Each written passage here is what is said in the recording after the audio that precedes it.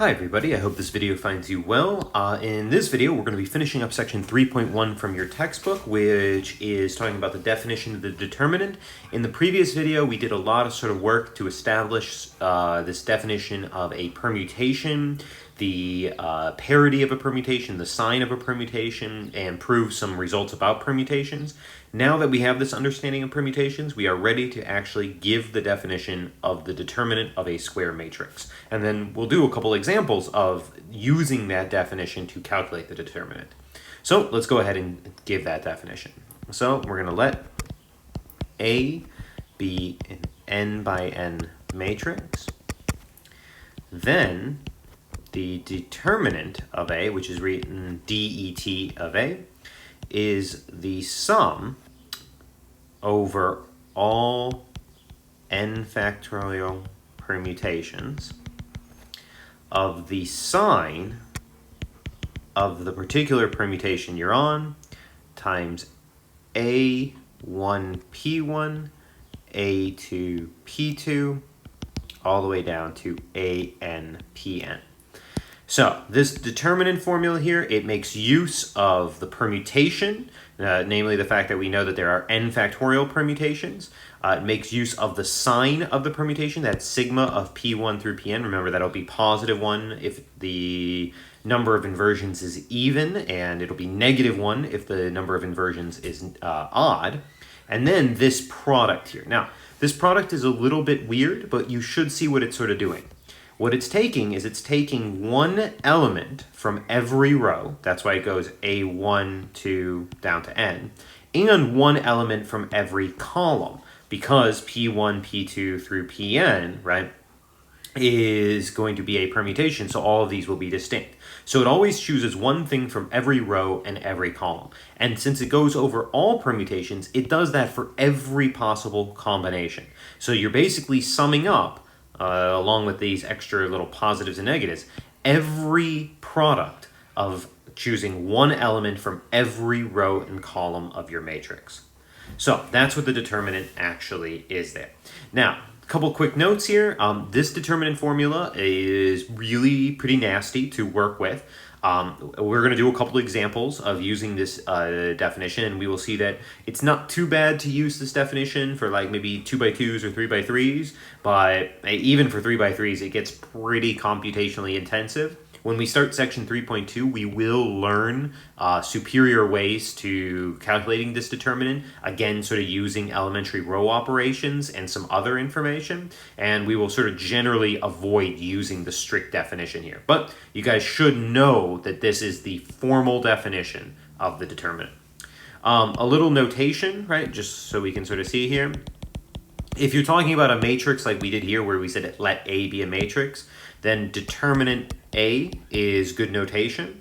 If you actually have a matrix, A, for example, say 1, 2, 0, 0, -1, 0, 0, 0, 0, or whatever, right? You have some matrix like that. You can say, determinant A, and that is the same as writing with sort of almost large absolute value bars 1, 2, 0, 0, -1, 0, 0, 0, 0. So when you guys see these sort of large straight bars around a matrix, that indicates determinant. So either notation is appropriate. You can write det of A, right? That's what we normally do when we're treating sort of the matrix as just a letter. And if we actually have a matrix of coefficients, we often use these sort of vertical bars to denote this. Now, of course, do keep in mind these vertical bars are not the same as absolute value. They just sort of visually look the same. They indicate this determinant property. All right, so let's go ahead and work our way through a couple of examples of using this definition, and we'll start very small, 2x2s, and then we'll build to a 3x3 and then a 4x4. All right, so let's go ahead and take a look at an example. Let's let A be the 2x2 matrix, 3, 2, 4, 2. And we want to calculate the determinant of A. Okay, so the best way to sort of do this is to sort of make a little table, right? What we want to do is we want to write out the different permutations then it's probably a good idea to come up with what the sign of those permutations are. So the sort of sign of the permutation. And then it might be sort of handy to go ahead and actually calculate that product, which is going to be A1, P1, A2, P2 in our case, right? And I know that this is going to be true because it's only a 2 by 2 matrix, so there are only going to be 2 rows to sort of do. Now, it's a little boring here because the permutations, since this is 2 by 2, we're just talking about the permutations of 2 elements. So there's only going to be 2 of them. The permutations are going to look like 1, 2, and 2, 1. Okay. What's the sign of these? Well, this is in the natural order, so it only has no inversions. So it's going to be positive 1, and this guy has 1 inversion, so it'll be negative 1. Okay, what do these elements look like? Well, this is going to mean that we are going to be doing the product of A11 because we're choosing P1 to be 1 and times A2, and then P2 here is 2, so times A22. Whereas this guy is going to be A12 because we're going row 1 and then P1, which in this guy is 2, and then times A2. And, well, P2 here is going to be 1, so A21.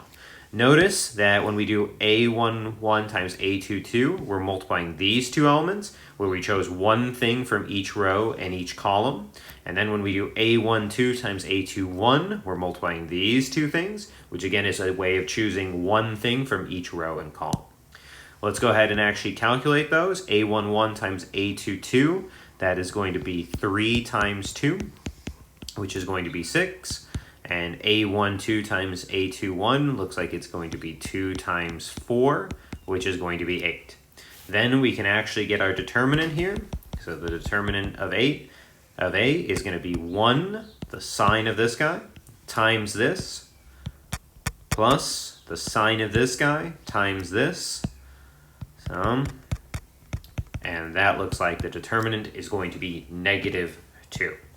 Now, one of the most important theorems that we're going to develop in the next video is that when the determinant is non-zero, then the matrix is invertible. So, by getting that this is non-zero here, we actually will be able to know by the end of the next video that this is an invertible matrix. And that shouldn't be too hard to believe because if you use this guy, you could clear out this here, and then you should be able to turn this into the identity matrix without too much work. So if you want on your own, you should be able to go through and confirm using the old process of finding the inverse that this matrix does have an inverse, and that corresponds to this guy being non-zero.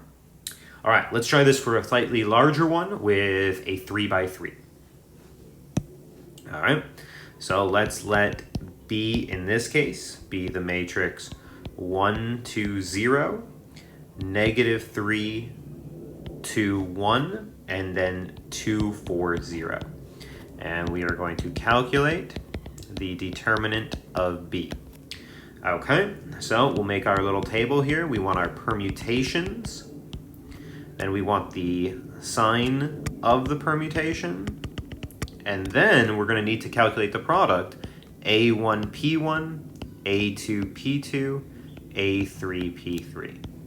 Right, because in this case there's going to be 3 rows, and then the choice of the columns is going to come from our permutation. So the permutations are going to be the permutations of 3 things. So the first permutation, the natural permutation, is going to be 1, 2, 3. There should be 6 permutations overall because 3 factorial is 6. So 6 permutations overall. Let's see what they should look like. We could get 1, 3, 2 should be a permutation. Then we should have 2, 1, 3. We should also have 2, 3, 1. We should also have 3, 1, 2, and 3, 2, 1. All right, let's get the sign of each of these. Well, we know that the sign of the natural one is going to be positive 1 because there's always 0 inversions. We can count the number of inversions here, right? No inversions from this guy, 1 inversion from this guy, and of course none from that. So this guy should have a negative 1. From here, we can count the number of inversions for this guy. We've got 1 there, and that looks like about it. So we've got that this is also going to be minus 1. For this guy here, we should have the number of inversions from this guy is going to be 1. The number of inversions from this guy is also going to be 1. And of course, this guy never has any inversions. So that's 2 inversions, meaning that it's even. So it'll be positive 1. Then for this guy here, looks like the number of inversions for this is going to be 2, and then 0 and 0. So also even, so plus 1. And then here, right, number of inversions for this guy is going to be 2. Number of inversions for this guy is going to be 1. And this guy never has any inversions. That's 3 inversions overall. So the sign is going to be negative 1 there. All right, let's look at what the elements are going to look like. So this first one is going to be A11, A21, or sorry, A22, and A33. Because, well, the rows are 1, 2, and 3, and then the columns are also 1, 2, and 3. So it'll be A11, A22, and A33. That'll be multiplying this guy, and this guy, which is choosing one thing from each row and column. We'll calculate these at the end real quick, but let's write out what the other ones will look like. So the next one would be A11, but then A23 and A32. Because again, the rows will go 1, 2, 3, but our columns will go 1, 3, 2. So 1, 3, 2. So this would be multiplying A11, which is right there, A23, which is right there, and A32, which is right there. Again, choosing one thing from each row and column. Next one is going to be A12, A21, A33. So that means we're going to be choosing this guy here. Oh, yep, this guy here, this guy here, and this guy here. Again, one thing from each one. And then we'll do the other ones a little bit more quickly. Looks like we would get A12, A23, and A31.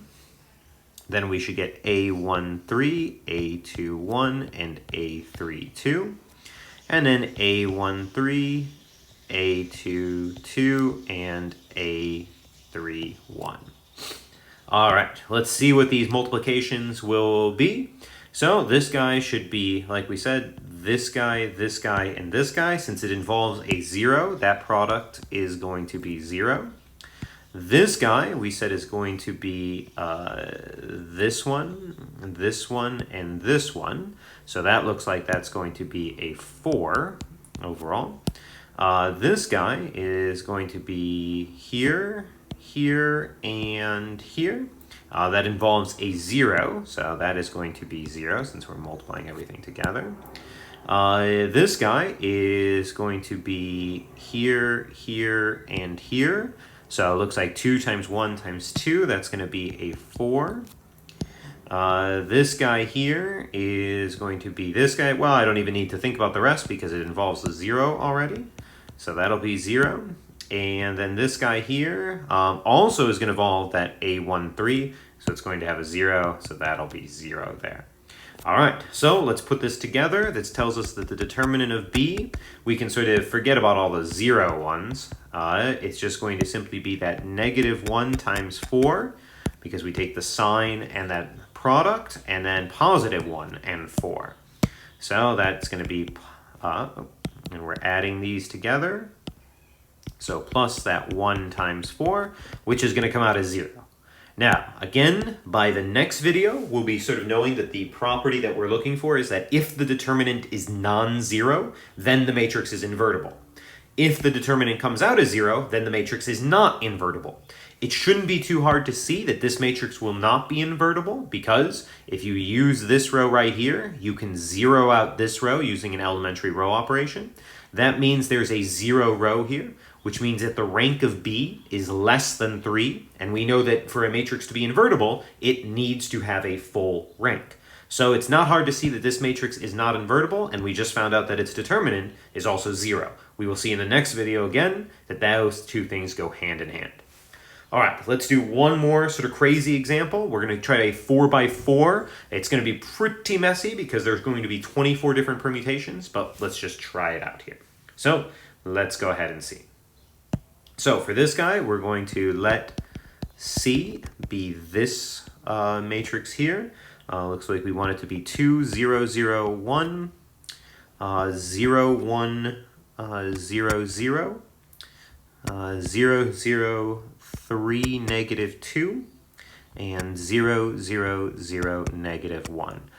In your guys' sort of terminology, you would know that this is an upper triangular matrix, right? Because it's sort of diagonal. Everything below that diagonal is a 0. So we're going to try to calculate the determinant of this matrix C. So we'll make our little table, permutation. We'll do our sign of the permutation, P1, P2, P3, P4, because we know that there's going to be 4 things in every permutation. And then, of course, the product that we're going to be interested in is going to be A1, P1, A2, P2, A3, P3, A4, P4. So again, when we go to make our permutation list, the base permutation is going to be 1, 2, 3, 4. And then we're going to need to think of all the other permutations, in which case we anticipate that we will find 24 different permutations. So let's see what they would look like. So we'd have 1, 2, 4, 3. Then we'd have 1, 3, 2, 4. We'd have 1, 3, 4, 2. We'd have 1, 4, 2, 3. And we'd have 1, 4, 3, 2. Now you'll notice that I'm sort of using a pattern here. All of these are everything that starts with 1 and then proceeds from there. Then we would also have 2, 1, 3, 4. Then we'd have 2, 1, 4, 3. Then we'd have 2, 3, 1, 4. We'd have 2, 3, 4, 1. We'd have 2, 4, 1, 3. And we'd have 2, 4, 3, 1. Okay, that's everything that'll start with 2. Now we need to go to the ones that start with 3. So let's go to the ones that start with 3. We're going to have 3, 1, 2, 4, 3, 1, 4, 2, 3, 2, 1, 4, 3, 2, 4, 1, and 3, 4, 1, 2, and finally 3, 4, 2, 1. Notice that there's sort of 6 in each group once we've sort of chosen that first one. Last sort of little grouping here, 4, 1, 2, 3, 4, 1, 3, 2, 4, 2, 1, 3, 4, 2, 3, 1, 4, 3, 1, 2, and deliciously 4, 3, 2, 1, the complete reverse. All right, let's check these signs here. Again, it's going to be pretty, there's going to be a lot, but we can go ahead and do it. We know that this is going to be positive 1 because there are no inversions. In this guy here, no inversions from the 1, no inversions from the 2, 1 inversion from that 4, so that guy's going to be a negative 1. For this guy, no inversions, then we've got 1 inversion, and that's going to be it. Oh, sorry about that, so we get minus 1 there. For this guy here, right, no inversions, 1 inversion there, another inversion there, so that's 2 inversions, making it positive, so positive 1. For this guy, no inversions, then 2 inversions, and that's going to make it positive as well. And then finally for this guy here, right, no inversions, 2 inversions, and then a third inversion, so that's going to be minus 1 there. All right, so let's do the other ones. For the 2, we've got 1 inversion there, and that's it. So that's 1 inversion, so that's going to be negative 1. Then for the next one, we've got 1 inversion right there, and then another inversion there. That's 2 inversions, so that's going to be positive 1. For the next one, right, we've got 1 inversion for the 2 right there, another inversion, and that sounds like it, so plus 1, because there were 2 inversions there. Yep, okay. Let's go ahead and look at this guy here. There's 1 inversion for him there. There's another inversion, so that's 3 inversions, so minus 1. For the next one, for the 2, there's 1 inversion there. For the 4, there's another inversion. Oh, I'm sorry, did I skip one? There's so many, I apologize here. Let's see, so I think we're on this guy here. For this 2, there's an inversion there, there's an inversion there, and that's it. So, my apologies. Yeah, let's see, so we're on this guy right here. Yes, so we've got our one inversion there, and then we've got two more inversions there, so that is going to be a negative 1 there. Probably should give ourselves some little lines, right? That would make things a little bit easier. Of course, as soon as I make that a little squiggly, there we go.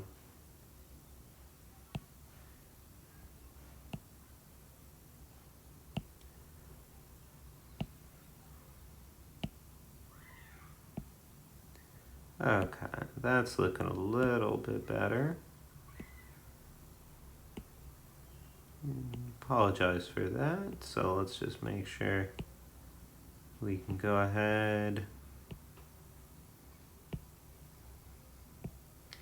As you guys can sort of imagine, we're not going to be doing too much computation with just this raw definition. We'd eventually like to get something that works a bit better, and we will. So there we go. All right, we're on this guy right here. There's one inversion there, there's two more inversions there, and there's a fourth inversion there. So that means it will be positive 1. Okay, now for this guy, there's 1, 2 inversions there, then no inversions, then no inversions, so that's 2 inversions overall, so that'll be positive 1. For this guy, there's 1, 2 inversions there, and then another inversion there, so that's 3 inversions, so that's minus 1. For the next one, we've got 2 inversions there, then a third inversion, so that's going to also be minus 1. For this guy, we've got 2 inversions there, 1 inversion there, and another one, so that's 4 overall, so that's positive 1. For this guy here, it looks like we've got 2 inversions there, then 2 more, that's 4, so that's positive 1 overall. For this guy, we've got 2 inversions there, then 2 more inversions, and then 1 inversion, so that's 5, so that's going to be minus 1. We're in the home stretch now, and this guy we've got 1, 2, 3 inversions, so that is minus 1. On this guy here, we've got 1, 2, 3 inversions, then no inversions, and then 1 more, so that's 4 inversions overall, so positive 1.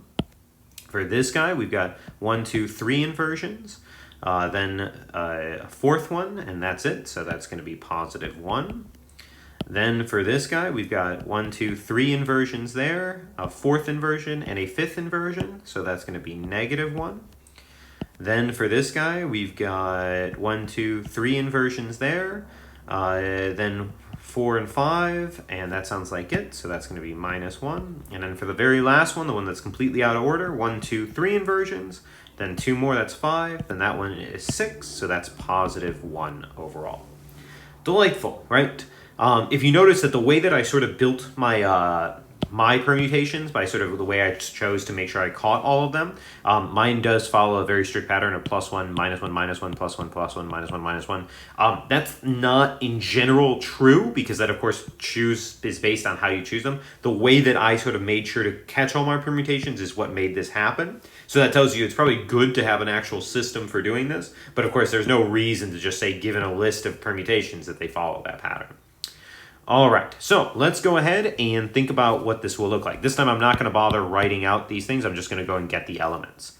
So in the first one, we're going to be doing the diagonal elements. So it looks like this guy is going to be 2, and then 1, and 3, and -1, because we're choosing row 1, row 2, row 3, and row 4, and the same things for the columns there. If we multiply all that out, looks like that's going to give us a -6 there. All right, for the next one, we're going to be using 1, 1, 2, 2. So 1, 1, 2, 2. Then also 3, 4. They're right there. And that tells us, well, we know we're going to... 3, 4. So right here. And then 4, 3, which is right there. And that, of course, tells us when we're in that row 4, column 3, well, we've got a 0. So this guy is going to be 0 here. All right, let's think about this guy. So we've got 1, 1. Then we've got 2, 3. Oh, we're pretty much done there because we've got a 0 already. So that's going to be 0. All right, 1, 3, 4, 2. So we're using 1, 1. Then we're using 2, 3. Oh, well, as soon as we got that, we've got a 0 there. So we've got a 0 overall. Then we've got 1, 4, 2, 3. So we're using 1, 1. Oh. My apologies. We're going to do that in the laser. So there's 1, 1.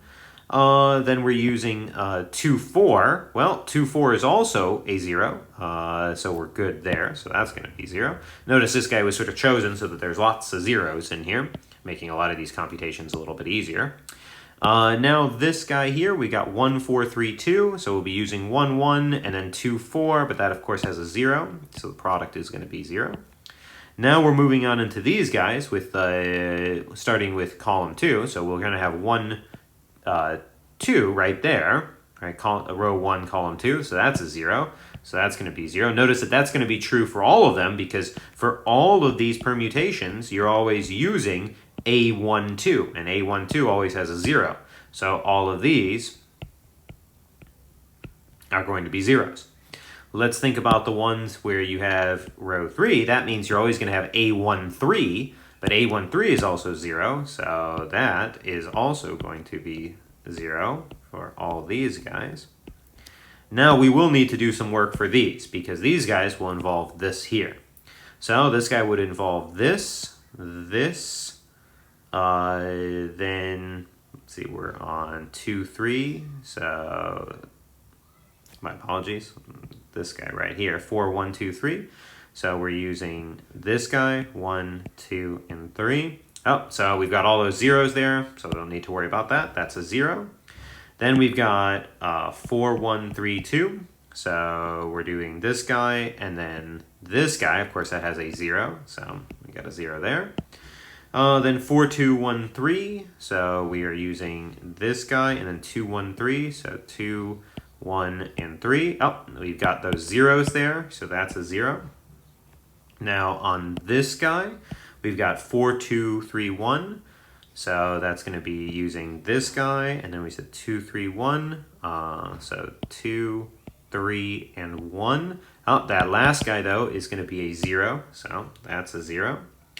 Then we've got 4, 3, 1, 2. So we are using this guy, 3, 1, and 2. Well, as soon as we see that, of course, we can see that we've got those zeros there. So we've got 0.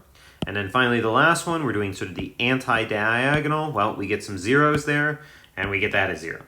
So after all of that, right, we can see that the determinant of C here is equal to, well, there's only one thing that was non-zero, is the very first one, which is -6.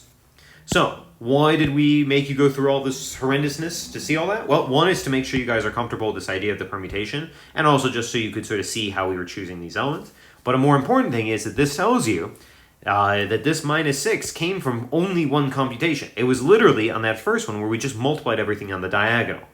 One of the properties we will be showing in the next video is that anything that is upper triangular, lower triangular, or diagonal, well, its determinant is simply the product of those things on the diagonal. So if you can get a matrix into an upper triangular form, then it is very easy to calculate the determinant.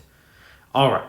So in summary, this video gave you guys 3 examples of calculating the determinant using the definition. Again, we're not going to calculate determinants very frequently using the definition, but it is probably a good idea just to have familiarized yourself with this a little bit. In the next video, we'll start learning some properties of the determinant.